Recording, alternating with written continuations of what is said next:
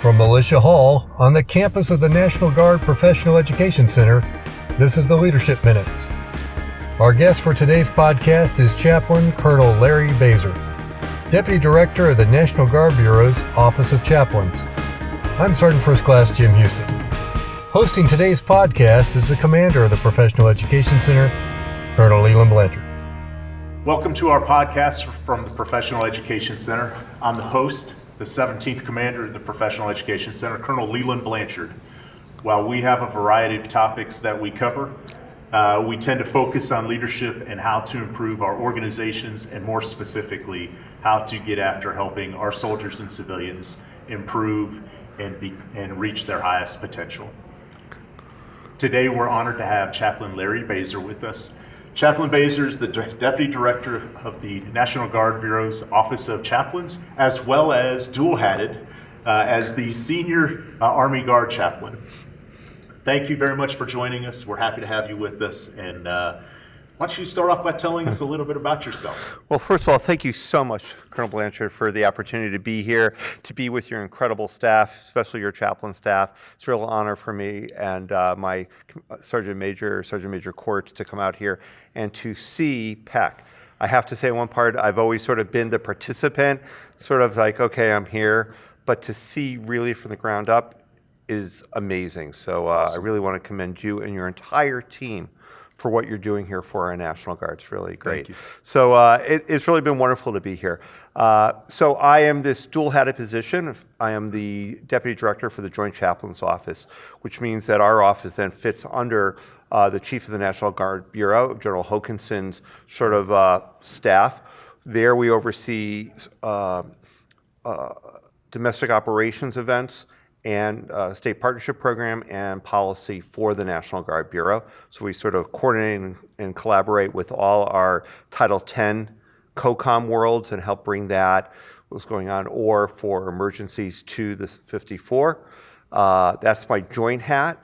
On the Army side of the house, it's all the sort of the liaison level between the Army Chief of Chaplains, bringing that to all our Army chaplains and religious affairs specialists across the 54, and relating that and working with the director of the Army National Guard. So I get to sort of see all the stuff and even work with, and it's actually been exciting, with our Air National Guard on that level as we provide religious ministry for the National Guard. Well, that's interesting. So you're really from policy all the way to practice, if you will, at all echelons and all levels. Exactly. And sometimes it will be in the course of 15-minute conversations. So that's tough. Other than that, I'm a Massachusetts Guardsman. I've started off in the New York Army National Guard and then on to the Massachusetts National Guard, where I was state chaplain for many, many years until I came up to National Guard Bureau.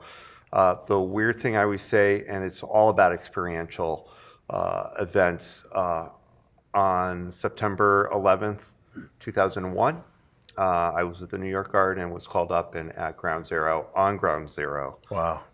On day one of the attack on the World Trade Center. Later on, when I was state chaplain, I was the state chaplain for the Marathon bombing. So seeing domestic operations, seeing what it means to be guardsmen has been a humbling experience that has really shaped who I am.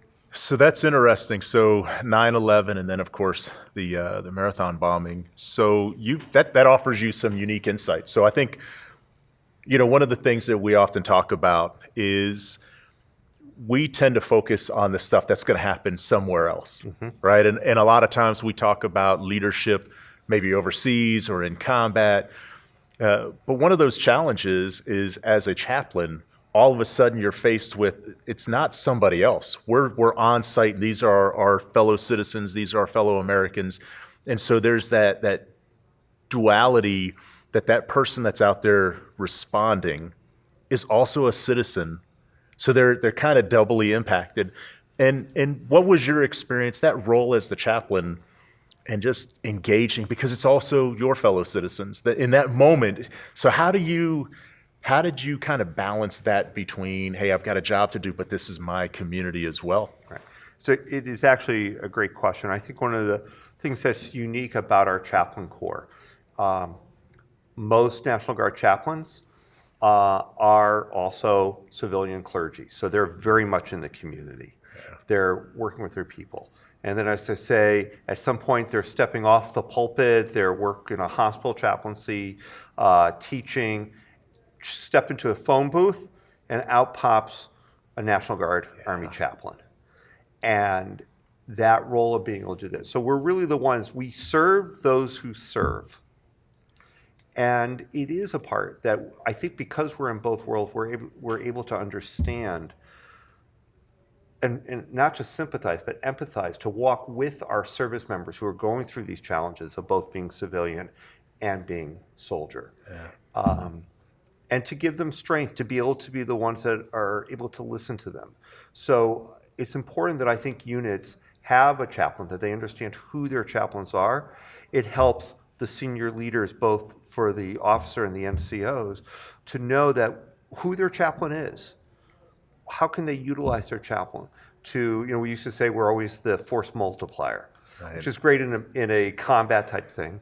But I'm going to say we're the human multiplier that allows them to accomplish their missions, to keep people ready and trained, and to be there for their troops no matter what, for good times or in times of tragedy, to be able to walk with them, to hear them, and to share that experience. So talk a little bit about that. So you're out there in the organization, and you're not just to fellow chaplains, but to maybe those commanders, even those junior soldiers.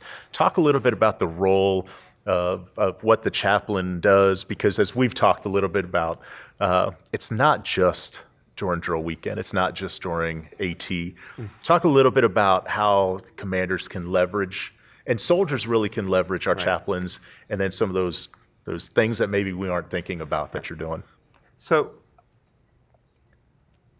I'm going to say it's a two-way street. Hopefully commanders, and let's say if we really start where the first chaplain is going to have his or her experience in the Guard, they're coming on board with their religious affairs specialist, so it's probably someone who is newly enlisted. It's going to be at that battalion level. Right. So hopefully the battalion commander and the senior NCO will say, okay, I have a chaplain on board now, a religious support team, let me get to know them. It's also the flip. Right. A good UMT will also be able to reach out in both lanes, that they're there in that personal staff. And I think that's one of the keys. They're not a G staff type person. They're not working the supply office.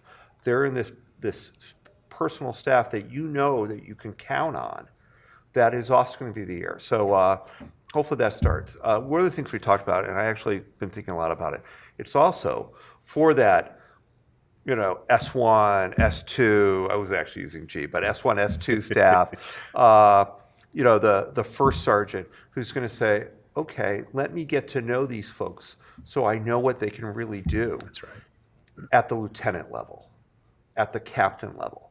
So hopefully they know, and hopefully the experience is always good with chaplains and religious affairs specialists, but we'll go for the good, that they are. Then when they become the leader, their first real true command where they have the whole forces arrayed before them, when issues come up, they can do that. Or, and I always tell this to chaplains, the chaplain's the one person who can go to a commander and say, hey, sir, ma'am, how are you doing? And the difference is, we're not asking for a piece of you. One thing I observed is that, and it's what the job is entailed, hey, I need this from you, sir. I need this from you, ma'am. This is a big thing. We need your guidance and decision. The chaplain can step in and say, hey, you look like it was a beat-up day today. How are things? That is the human multiplier that I believe can keep commanders grounded and shows the worth. One of the other parts I will say that makes a difference for chaplains and for religious affairs specialists is that they're also doing the importance of their staff work. They're not just sort of the pastoral counselor and either performing or providing religious services.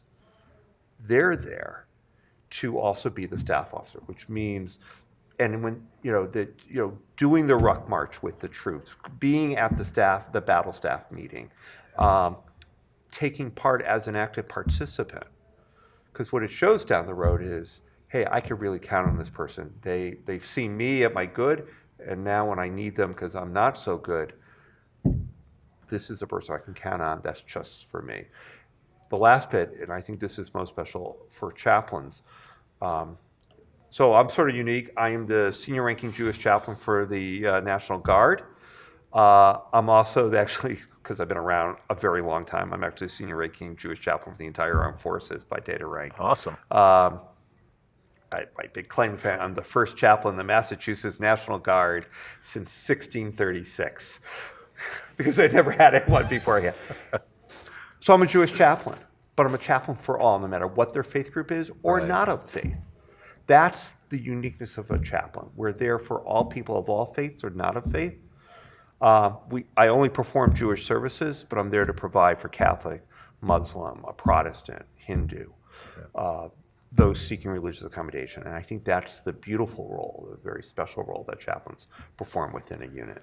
And I want to touch on something. I think when you mentioned that human multiplier, my chaplain, he comes to me and in fact did it yesterday, closed the door and said, "Sir, how are you doing?"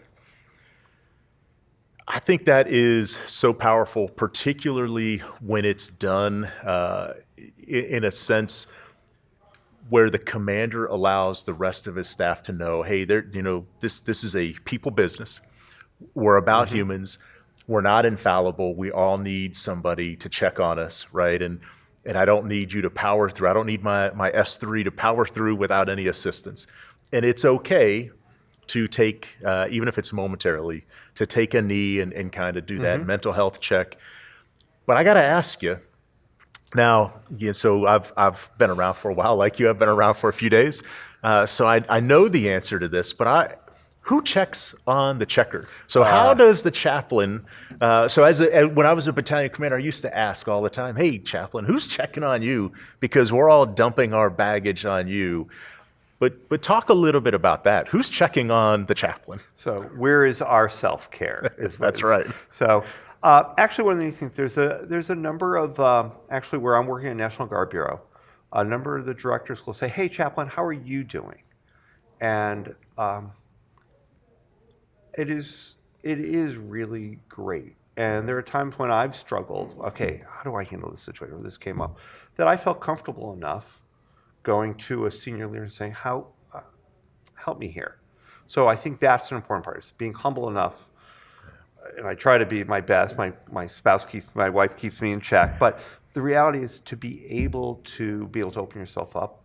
I'm going to say also for a good chaplain knows that he or she needs to count on their religious affairs specialist. So for me, my Sergeant Major Courts, and I said this to him, I'm going to bounce stuff off of you. I need you to tell me if I'm going off the rails here or I'm missing something. That's a check-in, which is key. So chaplains have that. The third part is hopefully you find someone that you can talk to. It is hard. I'm going to say that. Actually, a sideline note, when I got back from deployment and I was dealing with this stuff and I was back into the congregational world. And a lot of people just sort of didn't understand the full extent and stuff I was trying to.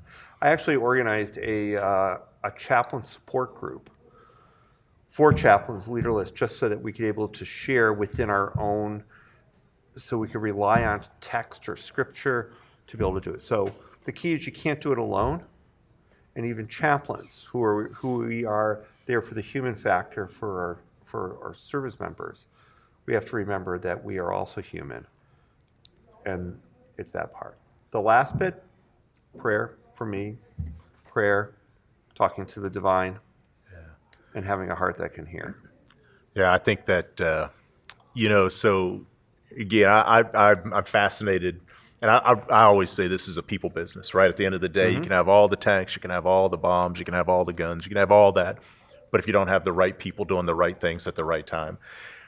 One of the things that I have found, and this is for maybe our more junior leaders, you cannot wait until the point of need to develop that connection and that relationship and understand how important of a role that the chaplain, along with the other assets and resources that are available, you got to build that early, so when that point of need occurs, you have a relationship, and they've got kind of that baseline understanding of who you are. So What advice or insights might you offer to our, say, that new sergeant or that new lieutenant, or even maybe a brand new company commander and a first sergeant who's just come on board? How can they develop those resources and a better understanding, or what would you recommend? Invite them to a ruck march or an event, or what kind of team building, bringing that battalion chaplain in, what would you offer? I think a lot of the stuff you just said there, but the key is to say, hey, they're not just my chaplain, they're going to be there. I have a problem soldier, I'm going to send them to you. Because that's usually what happens. That's absolutely what happens, and what part we were there for. But to say, hey, we're doing this training, we'd love for you to join. Hopefully the chaplain's also going to say, hey, is this a meeting I can go to? And that first lieutenant, that staff sergeant, the first sergeant, with their incoming, 56 Mike, this religious affairs specialist, say, hey, I want you to be a part of this, not because I'm ordering you to do or you got to be here, but I want you to see what you need to do. So in a way, they'll get to know whether that trust factor is there. But I do think it's not to make to see them in a much greater light than just as the religious component, or it's nice. A great perception. I'm going to put this as some of the challenges out there. A lot of people think a chaplain is a chaplain. We're all there for spiritual needs. There is so much more that we can do that can make a difference. I'll say one thing also for chaplains they need to do, and this is one of the things from our office that we're emphasizing.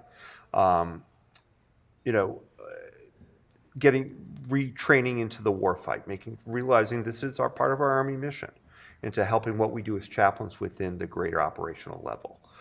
Recruitment is a huge issue. We need more chaplains. I'll make a big plug. If you have a chaplain that's really great out there, talk to them about becoming a National Guard chaplain. We need you. The other part is caring for your administrative soul. Now, notice my term, the administrative soul. I actually believe that most of the time, chaplains, we are the worst at our administrative self. Why? Because we're taking care of everyone else, right. Which means we forget about ourselves. So I jokingly will say to folks, you could be the greatest chaplain, the most caring chaplain in the entire world. Your commander loves you. The minute something's wrong, you get the spider sense comes up, and you're right there. You could do all that. But if you don't have your PME done, you're not getting promoted. Right. I don't care how good you are. And that's the part that gets lost on a lot of chaplains. So one of the advices I would say in that regard is make sure, and it's all at levels, but you are the owner of your own career. Make sure you're getting school done. I've scrambled to finish my ILE at the last minute, but that was on me. So I think that's one thing where I would say for new leaders like lieutenants, the first sergeant who's starting off, to make sure, especially with the religious affairs specialists, that they're being able to help them along with the chaplain to get their PME done and the various trainings they need. But for a first lieutenant, a captain, to say, hey, chaplain, how are you on are you getting through career course okay? You ready for ILE? Can I help you? That's actually something that could help, because they're not always going to get that high up. So that's a great way that we can really. Because there's not a lot of layers. So it's kind of the battalion chaplain, right. The brigade chaplain. Right. And as a battalion commander, you're so focused on other things, or as a brigade commander, I'm focused on a lot of things. Right. But again, checking on the checker, I think it extends that relationship. Mm-hmm. It deepens that relationship. So very, very important. That's fascinating, because I think that's something that you touched on that we don't typically think of. Mm-hmm. But at the end of the day, if we want to retain the best, then we've got to do right by them and make sure they get the training that they need. Mm-hmm. And I think there's probably more than that. So beyond just the PME, there's probably seminars and educational opportunities to deepen their experience. And as a commander, as a chaplain and an advisor to the commander, that's probably one of those things you're suggesting. Right, absolutely. To have, I would say, for the chaplain to realize what's out there that they should take advantage of, and hopefully the commander who's going to say, yeah, chaplain, I think that's a great idea. I will take the TDY to go out there, be responsible, be able to do it. Again, I think it's across the board, but I'll say for chaplains, You know, getting all that administrative stuff, knowing how to do it. But here's the other part, and it's sort of an interesting part that I've known. Because most of my time has all been as your traditional guardsman chaplain. To be able to, when you don't know something, great way to build a relationship. Hey, Sergeant, I'm really struggling here. How to do it? Hey, tell me a little bit about yourself. Yeah. That's the incredible relationship. That goes way beyond the, hey, how are you doing? A genuine interest Right. in, hey, what are you doing? Explain that to me. What's your story? And I love that. I love hearing people's stories. Whatever. One of the other things you were actually saying, and I think this has been a challenge for chaplains. This might be a place where a commander at any rank could help out.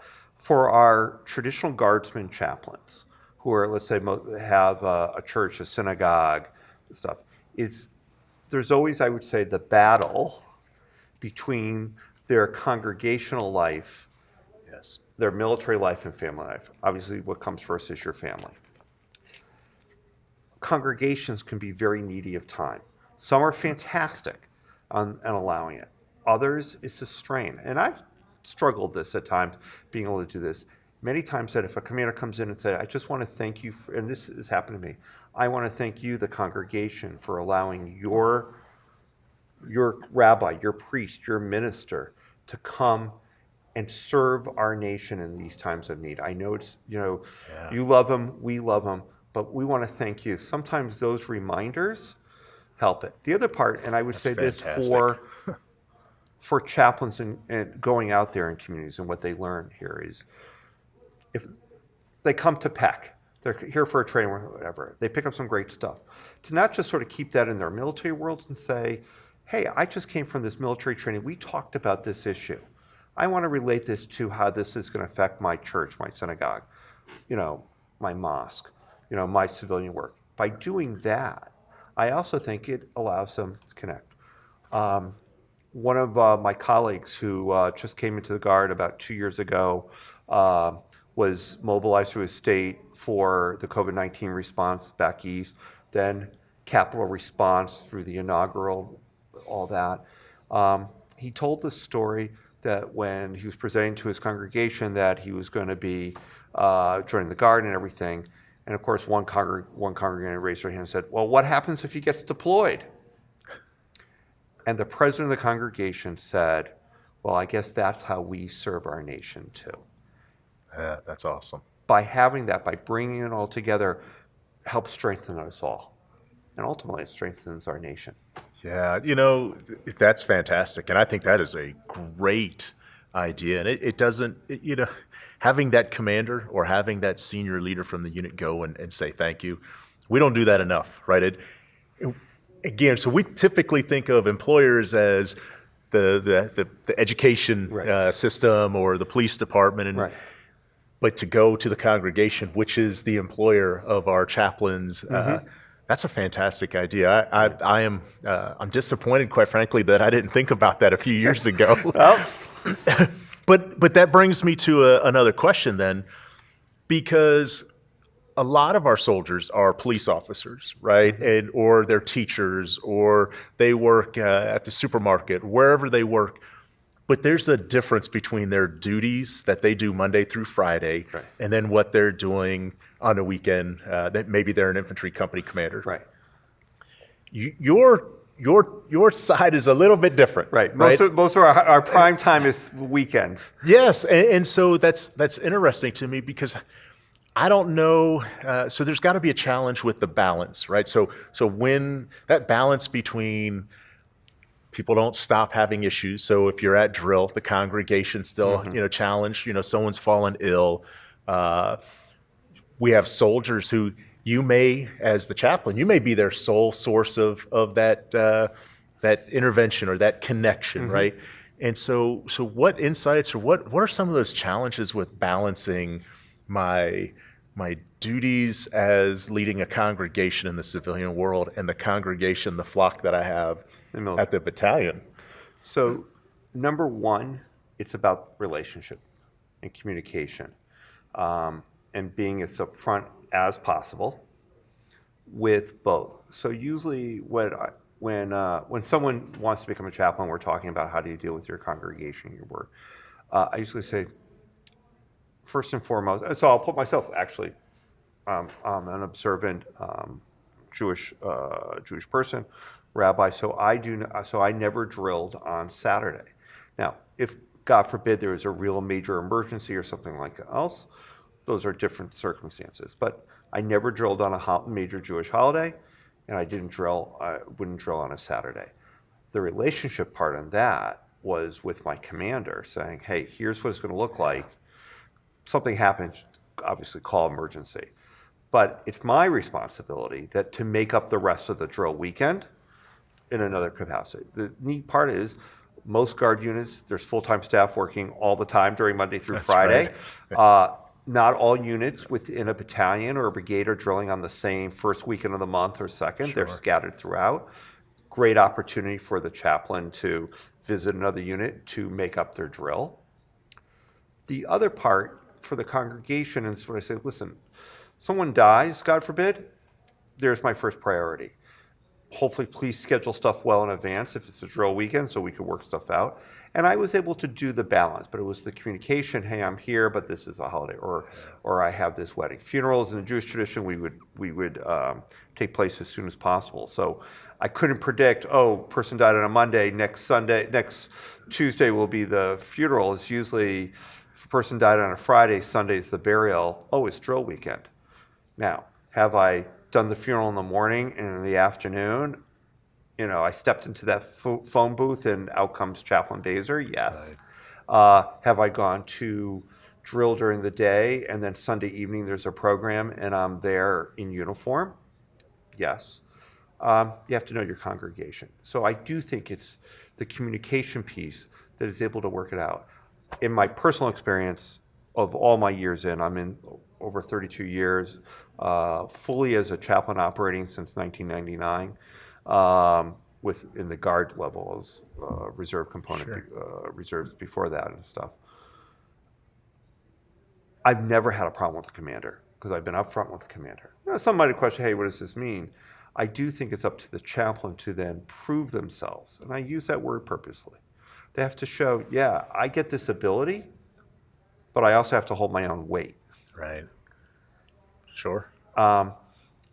And that's actually when from the sergeant to the S2 to the supply commander all the way up to the battalion or brigade, they see that chaplain's doing that, then they know they have more than just a trusted team member on there, someone who's going to be there caring for the human soul again. It's amazing. So whether you're talking about marriages, work relationships, with the chaplain and with the congregation, communication and trust.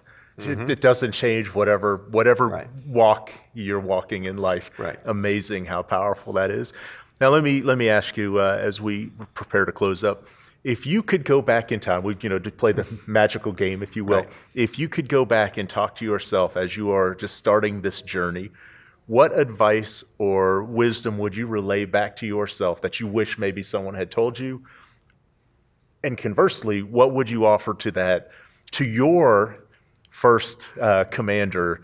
Hey, this is something you may want to know or think right. about. It's a great question. So I'm going to answer it two ways. So if I could change stuff, I think it's sometimes, why did I do that? Why did I think that? I'll get to that in a minute. But really being proactive on your PME on the early base. Yeah, I'm a procrastinator at times. So a couple times I pushed it close to the edge. So I wish I think being on top on a personal level, so that's the administrative soul piece, really staying on top of PME. Sometimes I wish I was able to take that extra course along the way. But now I'm actually going to take sort of the reality, but I believe the mistakes that I made, that I went through the way, has made me who I am today. Yeah. And so I don't know if I would do that. I mean, I think for me, everything's a free will choice. Because I ended up doing X, Y was able to happen, or this opportunity. And some I missed, and doors were closed, but other ones were open. And so ultimately I say, I don't know. I wish I would be sometimes a little smarter and think a little bit more that, but I'm here today because of what I've experienced and made the mistakes. And The product of your experiences. Right. That's what has made you into. and maybe I'll offer the last bit. Is always be able to, if you do so, if as a chaplain, whenever you mess up, own it, ask for forgiveness, explain it, and being open. I believe that can make a difference in being able to go forward. I've been 32 years. My military career, and especially my time as a guard, when I look at my experiences, has made me a better rabbi. And although I'm out of the congregational world now, I get to bring my rabbi side to things. It may be not overt or stuff like that, but be able to have that. And I'm a better human being. I'm a better rabbi because That's awesome. I've been in the military. I'm very proud to serve. No, that's great. I tell you, so as we prepare to wrap up, do you have any last thoughts or insights that you'd like to share with anyone? I believe that it is, first of all, help recruit more into the chaplain corps. We can never forget that. We need chaplains. So think about, like, if you have a clergy, someone who's really there, who fits the right criteria and everything, to consider it. Have the conversation. Actually, I'm going to leave with something that I had a chance today to leave with some of your students who are in the recruiting part. And it's actually something that I've been teaching. I call it life. So here's the quick thing I want to throw out to the group. So I think of something called, came up with something called life, taking the letters of the word life and breaking out. So L is for learning, to learn. To be a soldier means you have to learn along the way how to be a soldier, but how to make it each level to do that. And to constantly being that lifelong learner. I is inspire. And so for the people hearing this, take a moment and think, who inspired you to be the soldier that you are today? Who is that person who's doing it, who's helping you now? And ask yourself, who are you inspiring? F, forgiveness, to forgive. You have to be able to forgive yourself and forgive others. Not easy. Key component. Forgiving yourself sometimes is harder It's than really forgiving hard. others. I'm going to say for senior leaders, it's sometimes really hard, but you have to be able to do it. Hey, that's what also chaplains are there to help you with the forgiveness part. And the last one for E, it would be easy to say excellence, excel, all these great things that are very what it means to be the Army. I'm going to say E stands for enough. To realize what you have now in front of you is enough. Wow. It's good to hope for the future, to look at things, but not to get caught up chasing after things. But to say what I have now, my family, my loved ones, my battle buddies, what I'm doing is enough. And that's something to be thankful for. So Wow. That's what life is about, and that's what I believe it means to be a guardsman. That's awesome. I will tell you personally, those last two I think are very hard. Forgiving yourself because you think about the consequences of your action, the impact that you have on so many people. And I definitely, anyone who knows me knows I struggle with enough, and not necessarily enough for myself, but always looking to try to just do more. There's always more time, but Chaplain, I really appreciate you sharing that. That is powerful. And really appreciate you spending some time with us today, really over the last couple of days, but for viewers, the last 30 minutes or so. But thank you very much. Please continue to do what you're doing for our soldiers. It's powerful, it's important, and I will tell you it makes a huge difference. We often say to you and to all leaders out there, you may not realize it in that moment, but somebody is watching and somebody is inspired. Somebody is changing their lives, changing the choices that they're making because they're watching you and they're hearing what you say, even if they don't come up and say thank you or I heard what you were saying. So thank you very much. Appreciate it. And Godspeed, Chaplain. Thank you so much. And the same to you. It's really been an honor. Thank you. Blessings.